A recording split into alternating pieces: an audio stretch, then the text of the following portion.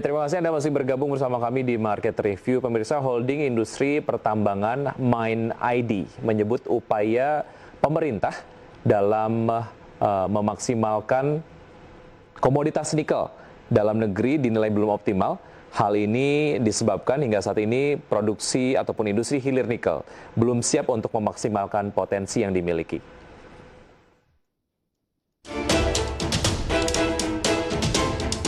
Direktur Utama Mine ID Orias Petrus Modak menyebut bahwa upaya pemerintah dalam memaksimalkan komoditas nikel dalam negeri dinilai belum optimal. Hal ini disebabkan hingga saat ini industri hilir nikel dianggap belum memaksimalkan potensi yang ada saat pemerintah telah menutup keran ekspor biji nikel. Seperti diketahui, pemerintah tengah berupaya mendorong pembangunan smelter untuk komoditas mineral, di mana Kementerian SDM menargetkan tambahan 4 proyek smelter baru yang akan selesai dan siap beroperasi tahun ini. Dengan tambahan tersebut diperkirakan total 23 smelter akan dapat beroperasi di tahun 2021.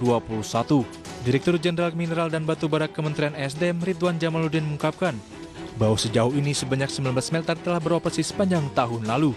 Untuk itu pihak kementerian akan terus mengejar target penambahan smelter hingga mencapai 53 smelter pada tahun 2024 mendatang. Adapun sebanyak 53 smelter yang ditargetkan tersebut berasal dari 7 komoditas mineral, diantaranya ialah nikel, bauksit, besi, tembaga, mangan, serta timbal dan seng, di mana total investasi dari keseluruhan smelter ini mencapai sebesar 21,59 miliar dolar Amerika Serikat. Berbagai sumber untuk IDX Channel. Ya, pemirsa, untuk membahas tema kita di paruh kedua di Market Review sudah terhubung melalui sambungan telepon ada Bapak Budi Santoso, Direktur Center for Indonesian Resources Strategic Studies atau CIRS. Selamat pagi, Pak Budi. Selamat pagi. Ya, terima kasih Pak Budi sudah bergabung bersama kami di Market Review. Terima kasih atas waktunya. Sehat selalu ya, Pak. Ya. Baik, Pak Budi, satu hal yang cukup menarik adalah pernyataan dari Direktur Utama Mine ID, Pak Orias Petrus Modak, yang menyebutkan bahwa teman-teman pengusaha belum siaplah untuk memaksimalkan potensi nikel di Indonesia karena industri hilirnya belum siap. Padahal pemerintah kemudian sudah menutup keran ekspor untuk nikel. Analisa Anda seperti apa, Pak Budi? Ya, jadi kalau pernyataan Direktur Mine ID itu saya kira tidak salah. Jadi karena memang kondisi pertambangan kita yang seharusnya ya dari tahun 2009 itu yang mewajibkan hilirisasi, itu kebijakan yang muncul itu harusnya sustain, kontinu dan tidak berubah-ubah. Nah, ada kesan perubahan yang begitu eratik ya, itu menyebabkan pengusaha kita menjadi tidak siap. Jadi pemaksaan pemerintah untuk menutup keran ekspor itu ada kesan mendadak, walaupun warning itu sudah dikirim sejak 10 tahun lalu. Tetapi ketika pelaksanaan dari undang-undang itu tidak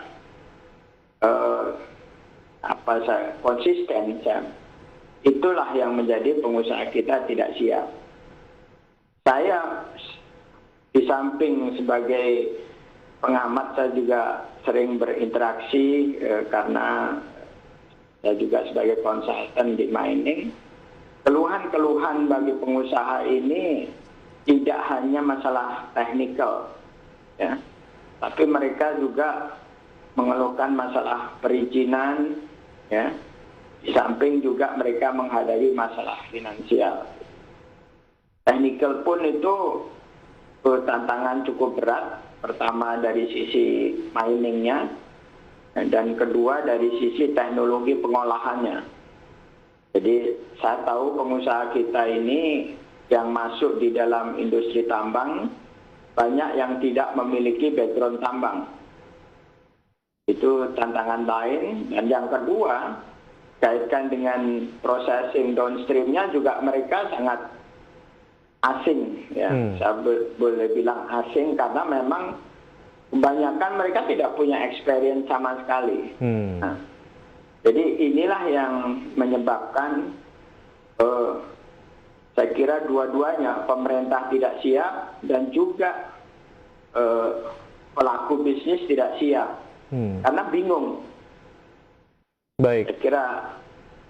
Ya, Pak Budi, apa yang kemudian disampaikan oleh Direktur Utama Mind ID? Ini holding pertambangan BUMN, artinya perpanjangan tangan dari pemerintah lah. Ini sebetulnya merupakan reality check yang cukup membuat kita tersadar bahwa sebetulnya untuk meningkatkan investasi dalam hal industri hilir ataupun dalam hal ini adalah untuk baterai listrik ataupun mobil listrik, ini menjadi satu hal yang sangat penting, tapi kesiapan juga tidak kalah penting, bahkan sangat penting begitu ya.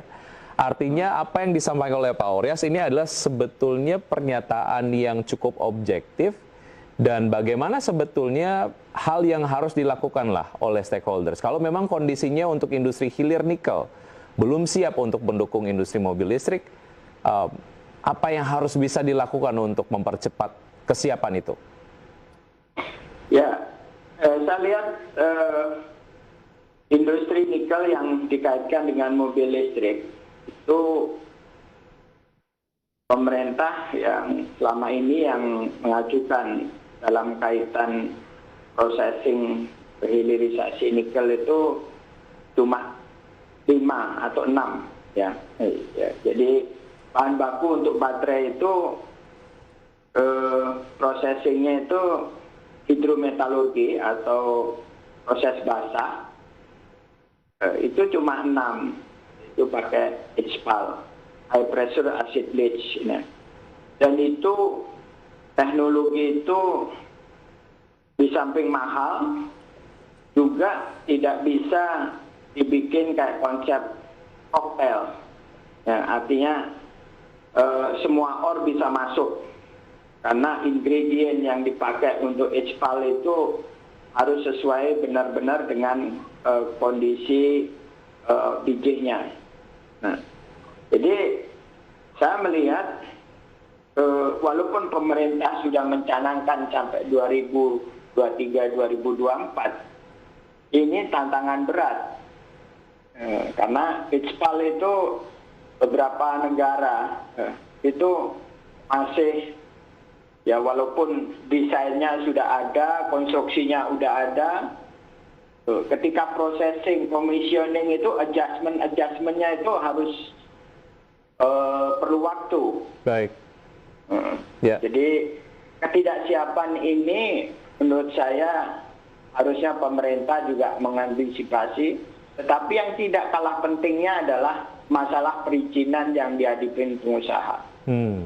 Nah, ini perizinan ini menurut saya ya dari laporan teman-teman itu tidak hanya timingly cost, juga expense yang begitu besar karena tadi waktunya tidak bisa ditentukan, akibatnya pengusaha harus spending.